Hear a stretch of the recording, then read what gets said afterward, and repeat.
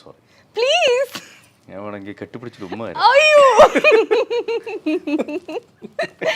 I am so happy. The goose bumps ഒക്കെ വരികയാണ്. അത്ര എനിക്ക് സന്തോഷമായി. ബിക്കോസ് എനിക്ക് ഭയങ്കര ഇഷ്ടമാണ് ചാക്കോച്ചനെ. ഞാൻ കാണാൻ കാത്തിരുന്ന ഒരാളാണ്. അങ്ങനെ ഒരാളുടെ അടുത്ത് ഞാൻ സംസാരിക്കുമല്ലേ.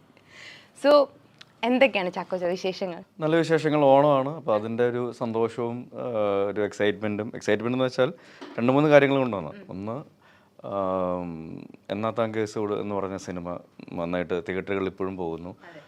അതേ സമയത്ത് തന്നെ അത് തിയേറ്ററുകളിൽ ഓടുമ്പോൾ തന്നെ ഒറ്റ എന്ന എൻ്റെ ഒരു വലിയ സിനിമ, ഞാനും അഭിനയിച്ചിട്ടുള്ള ഒരു വലിയ സിനിമ, അരവിന്ദ് സ്വാമിയോടൊപ്പം അഭിനയിച്ചൊരു വലിയ സിനിമ തിയേറ്ററിലേക്ക് വരുന്നു. അപ്പോൾ അങ്ങനെ എല്ലാ രീതിയിലും സന്തോഷവും ചെറിയ ടെൻഷനും കാര്യങ്ങളും ഒക്കെയുള്ള ഒരു ഡിഫറെൻ്റ് ആയിട്ടുള്ളൊരു ഓണമാണ്. കാരണം എന്നെ സംബന്ധിച്ചിടത്തോളം ഇതുവരെ സംഭവിക്കാത്തൊരു ഓണമാണ് സംഭവിക്കാൻ പോകുന്നത്. അപ്പോൾ അത് ഏറ്റവും നല്ല രീതിയിൽ ആവട്ടെ എന്നുള്ളൊരു പ്രാർത്ഥനയുണ്ട്. ഓക്കെ, ഇപ്പോൾ ഫെലിനിയുടെ പടത്തിൽ ആദ്യത്തെ പടം തീവണ്ടിയിലാണ്. തീവണ്ടിയിൽ ടോവിനോനെ കൊണ്ട് നല്ലൊരു ലിപ് കിസ് ചെയ്യിപ്പിച്ചിട്ടുണ്ടായിരുന്നു. ഇപ്പോൾ ചാക്കോച്ചിൻ്റെ അടുത്ത് ഫെലിനി ഇങ്ങനെ പറഞ്ഞേ നമുക്ക് അത് ബീറ്റ് ചെയ്യണം എന്നെല്ലാം പറഞ്ഞു. ഇല്ലല്ല, അങ്ങനെയൊന്നുമില്ല. ഇതിൽ അങ്ങനെ ക്യാരക്ടറിന് സൂട്ടബിൾ ആയിട്ടുള്ള സംഭവങ്ങൾ മാത്രം നമ്മൾ ചെയ്തിട്ടുണ്ട്. അല്ലാതെ ആഗ്രഹത്തിന് പുറത്ത് ചെയ്യുന്ന കാര്യങ്ങളൊന്നുമല്ല. ക്യാരക്ടർ അത് ഡിമാൻഡ് ചെയ്യുന്നില്ല, അല്ലെങ്കിൽ ആ സിറ്റുവേഷൻ അത് ഡിമാൻഡ് ചെയ്യുന്നുണ്ടോ എന്നുള്ളത് നോക്കിയിട്ട് മാത്രമാണ് നമ്മൾ ചെയ്യുന്നത്. അപ്പോൾ അതിൽ അതിനെ ബീറ്റ് ചെയ്യുക, ഇതിനെ ബീറ്റ് ചെയ്യുക, that doesn't come up at all. Comedy ആയിട്ട് ചോദിച്ചതാണ്, സീരിയസ് ആയിട്ട് ചോദിച്ചത്? ഞാൻ കോമഡി ആയിട്ടാണ് പറഞ്ഞത്. ആണല്ലേ? മുഖത്ത് സീരിയസ് ആയി പോയല്ലേ, താടിയും മീശയുള്ളതുകൊണ്ട് ഭയങ്കര സീരിയസ് ആയിട്ട് ഫീൽ ചെയ്തു. കോമഡി ആയിട്ടാണ് അത് പറഞ്ഞത്. ഓക്കെ, ഇതുവരെ ഞങ്ങൾ ചാക്കോച്ചനെ കണ്ടിട്ടില്ല ഇങ്ങനത്തെ ഹെയർ സ്റ്റൈലിലൊക്കെ. അപ്പൊ ഇങ്ങനെ ആയിരിക്കാം കിച്ചുവിന്റെ ഒരു സ്റ്റൈല് എന്നൊക്കെ ഉള്ളത് ചാക്കോച്ചനാണ് ഫിക്സ് ചെയ്തത്, അതെയോ ഇവര് തന്നെ സജസ്റ്റ് ചെയ്തിട്ടുണ്ടായിരുന്നു? ഒരു ടീം ഡിസിഷൻ ആയിരുന്നു. ഇപ്പം റോണക്സ് ആണ് ഇതിന്റെ മേക്കപ്പും കാര്യങ്ങളൊക്കെ. അപ്പോൾ റോണക്സ് എൻ്റെ ഒരുപാട് സിനിമകൾ ചെയ്തിട്ടുണ്ട്, എൻ്റെ ഒരുപാട് മേക്ക് ഓവറുകൾ ചെയ്തിട്ടുള്ള സിനിമകളിൽ അദ്ദേഹം മേക്കപ്പ് മാനായിട്ടുണ്ട്. അപ്പോൾ എൻ്റെ പ്രശ്നങ്ങൾ മൊത്തം ഏകദേശം കുറേയൊക്കെ പുള്ളിക്ക് അറിയാം. എന്താണ് ചാക്കോച്ചൻ്റെ പ്രശ്നം? അയ്യോ, അത് നിങ്ങളടുത്ത് പറയാൻ പറ്റില്ല, അത് പബ്ലിക്. അപ്പോൾ കൂടുതൽ ആൾക്കാർ നമ്മളൊരു മേക്ക് ഓവർ നടത്തുമ്പോൾ അത് ആൾക്ക് ചേരുമോ ഇല്ലയോ എന്നുള്ളൊരു സംഭവമാണ്. എല്ലാവർക്കും ഒരേപോലെ ചേരണമെന്നില്ല.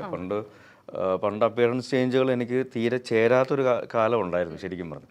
അപ്പോൾ അതിൽ നിന്ന് മാറി നമ്മൾ മേക്ക് ഓവറുകളിലേക്ക് വരുമ്പോൾ അത് ഏത് രീതിയിൽ നമുക്ക് ആപ്റ്റാണ്, ഇതാണോ കറക്റ്റ് അതോ മറ്റേതാണോ കുറച്ചുകൂടെ കറക്റ്റ് എന്നുള്ളത് നമുക്ക് ചൂസ് ചെയ്ത് നമ്മളെ ഹെൽപ്പ് ഔട്ട് ചെയ്യാനായിട്ട് റോണക്സിൻ്റെ വലിയ ഒരു ഹാൻഡുണ്ട്.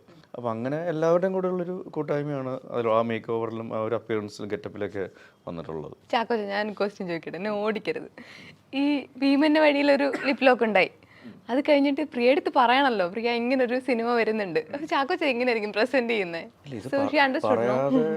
പറയാതെ ചെയ്യാൻ എനിക്ക് പറ്റത്തില്ലല്ലോ. അതുകൊണ്ട് ഇത് പ്രസന്റ് ചെയ്യണം. 2 പടങ്ങളിൽ ഇത് ചെയ്യാൻ ലൈസൻസ് തന്നിട്ടുണ്ട്. ഏതെങ്കിലും 2 പടത്തിൽ നിന്നാണ് പറഞ്ഞത്? അയ്യോ, ഇപ്പൊ കഴിഞ്ഞോ? അങ്ങനെ പറയല്ലേ, ഞങ്ങൾ ഇങ്ങനെ ഒന്ന് ആസ്വദിച്ച് വരുവായിരുന്നു. അത്ര ആസ്വാദനം മതി എന്നാണ് ഭാര്യ പറയുന്നത്. ഞങ്ങളൊക്കെ ഇൻഡസ്ട്രി വരുമ്പോ എന്ത് ചെയ്യും? ആദ്യമായിട്ട് ഇന്റർവ്യൂ ചെയ്യുന്ന പെണ്ണിനെ ലിപ് ലോക്ക് ചെയ്യേണ്ടി വരും.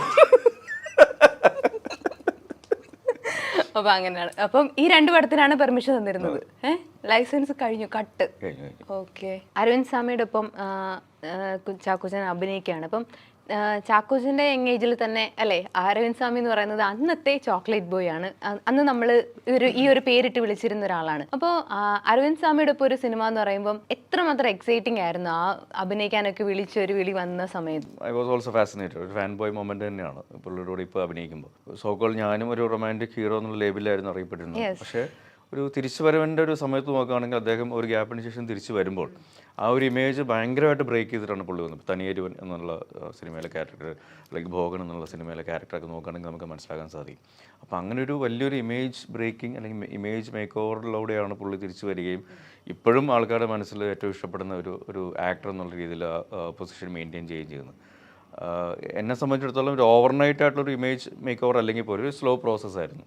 അപ്പോൾ ആ രീതിയിൽ നോക്കുകയാണെങ്കിൽ സോക്കോൾ മുമ്പ് റൊമാൻറ്റിക് ഹീറോസ് അറിയപ്പെട്ടിരുന്ന 2 പേര് ഇപ്പോൾ അവർ ഒന്നിക്കുമ്പോൾ റൊമാൻറ്റിക് ഫിലിം അല്ല വരുന്നത് ശരിക്കും പറഞ്ഞാൽ. റൊമാൻസ് ഉണ്ട്, ഓക്കെ, കിച്ചുവിൻ്റെ ഭാഗത്ത് നോക്കുകയാണെങ്കിൽ റൊമാൻസും കാര്യങ്ങളൊക്കെ ഉണ്ട്. ബട്ട് അൾട്ടിമേറ്റ്ലി ഇത് ഒരു ഗാങ്സ്റ്റർ കാര്യങ്ങളൊക്കെ. എൻ്റെ കുറച്ചുകൂടെ ഈ പറഞ്ഞ പോലെ ഒരു റൊമാൻസിൻ്റെ കാര്യങ്ങളൊക്കെ ഉള്ള ഒരു ഫേസ് ഉണ്ട്. പക്ഷേ എനിക്കൊന്ന് അരവിന്ദ് സ്വാമിയുടെ ക്യാരക്ടർ നോക്കുകയാണെങ്കിൽ അതിൽ എല്ലാ രീതിയിലും മാറ്റമുള്ള മലയാളത്തിൽ അദ്ദേഹത്തിന് ഇതുവരെ കാണാത്ത ഒരു ക്യാരക്ടറൈസേഷൻ ആയിരിക്കും ഇതിൽ ഡേവിഡ് എന്ന് പറയുന്ന അദ്ദേഹത്തിൻ്റെ കഥാപാത്രം. ഇപ്പം രണ്ടുപേരുടെയും കരിയർ നോക്കുകയാണെങ്കിൽ കുറച്ച് സിമിലാരിറ്റീസ് ഉണ്ട്. രണ്ടുപേരും ചോക്ലേറ്റ് ഹീറോസ് ആയിട്ട് അറിയപ്പെട്ടിരുന്ന ആൾക്കാരാണ്. ഇടയ്ക്കൊരു ബ്രേക്ക് എടുത്തു, പിന്നെ അതിനുശേഷം ഫാമിലി മൂവീസ് ഒക്കെ വന്നു, പിന്നെ വില്ലൻ ക്യാരക്ടേഴ്സ് ഒക്കെ ചെയ്യുന്നുണ്ട്. ഇപ്പം ഈ ട്രെയിലേഴ്സ് ഒക്കെ കാണുന്ന സമയത്ത് രണ്ടുപേരും ഭയങ്കര മച്ച അണ്ണാന്നൊക്കെ വിളിച്ചിട്ടാണ് ബന്ധങ്ങളൊക്കെ. അതുപോലെ ആയിരുന്നു after shooting also? After shooting അല്ല, before shooting, during shooting, after shooting എല്ലാം ഈ പറയുന്ന അദ്ദേഹത്തിൻ്റെ ഭാഗത്തു നിന്ന് നമുക്ക് കിട്ടുന്ന ഒരു വൈബുണ്ട്. അത് വളരെ പോസിറ്റീവ് വൈബാണ്. ഓക്കെ. അത് ഫസ്റ്റ് ഓഫ് ഓൾ ഈ ഒരു ഓറ ബ്രേക്കിംഗ് പരിപാടിയുണ്ട്. അത് മാറിക്കഴിയുമ്പോൾ തന്നെ നമ്മൾ കൂളാവും. അതിൽ വേറൊരു പ്രധാന കാര്യം ഇതിൽ പ്ലേ ചെയ്തിട്ടുള്ളത്, ഓക്കെ, നമ്മുടെ ഒരു ഫിലിം ഹിസ്റ്ററി നോക്കുകയാണെങ്കിൽ ഈ പറയുന്ന ഒരു സിമിലാരിറ്റിയും കാര്യങ്ങളൊക്കെ കാണാമെങ്കിൽ പോലും അതിനപ്പുറം ഫുഡ് ഫാക്ടർ എന്നൊരു സംഭവമുണ്ട്. രണ്ടുപേരും നല്ല കിടിലൻ ഫുഡീസാണ്. പുള്ളിയുടെ കാര്യത്തിലുള്ള വേറൊരു പ്ലസ് എന്താണെന്ന് വെച്ചാൽ പുള്ളി നന്നായിട്ട് കുക്ക് ചെയ്യുകയും ചെയ്യുന്ന ആളാണ്. ഒരു ഉഗ്രൻ ഷെഫാണ് അത്. അപ്പം ബോംബെയിൽ ഷൂട്ടിംഗ് തുടങ്ങി കഴിയുമ്പോൾ ബോംബെയിൽ പുള്ളി അർമാദിച്ച് നടന്നിട്ടുള്ള ഒരാളാണ്. അപ്പം ബോംബെയുടെ മുക്കും മൂലയും എല്ലാം അറിയാം. എവിടെയാണ് ഏറ്റവും നല്ല ടൈപ്പ് ഓഫ് ക്യൂസിൻ കിട്ടുന്നത്, ഏത് ടൈപ്പ് ഓഫ് ക്യൂസിൻ എവിടെ, എങ്ങനെ, എപ്പോൾ, എന്ത് എന്നുള്ള ഇതിനെ പറ്റി പുള്ളി ഒരു എൻസൈക്ലോപീഡിയാണ് അവിടെ തന്നെ. അപ്പോൾ അത് എക്സ്പ്ലോർ ചെയ്യാൻ വേണ്ടിയിട്ട് ഞങ്ങൾ ഒരുമിച്ച് പോകാറ്. കാരണം ഒരു ദിവസം മഴയും കാര്യങ്ങളൊക്കെ ഉണ്ടായിരുന്നുകൊണ്ട് ഞങ്ങൾക്ക് അന്ന് പിറ്റേ ദിവസം ഷൂട്ടിങ് കാര്യങ്ങളൊന്നും ഇല്ലായിരുന്നു. അപ്പോൾ ഞാൻ രാവിലെ ഇറങ്ങി, ഈ പറഞ്ഞ പോലെ ഞാൻ ഫുഡ് അന്വേഷിച്ച് പോകുന്ന ഒരാളാണ്. ഇങ്ങനെ നടന്ന് പുറത്തോട്ട് ഇറങ്ങി നടന്ന് ഫുഡ് കിട്ടുന്ന സ്ഥലമൊക്കെ അന്വേഷിച്ച് ഇങ്ങനെ പോകാൻ നേരത്തെ ഫോൺ വന്നു. അരവിന്ദ് സ്വാമിയാണ്, അദ്ദേഹമാണ്. എവിടെയാണ് പുള്ളി എന്നെ സർജി എന്നൊക്കെ വിളിക്കുന്നത്. എന്നെയാണ് പുള്ളി ബഹുമാനിക്കുന്നത്. ഞാൻ അങ്ങോട്ട് കൊടുക്കുന്നതിനേക്കാളും കൂടുതൽ ബഹുമാനം അതൊക്കെ എനിക്ക്. സർജി എங்கே ഇറക്കെ വേറെ യു ഇതൊക്കെ ചോദിച്ചു. അപ്പോൾ ഞാൻ ഇങ്ങനെ ഫുഡ് അടിക്കാൻ വേണ്ടി ജസ്റ്റ് ഒന്ന് പുറത്തോട്ട് ഇറങ്ങി.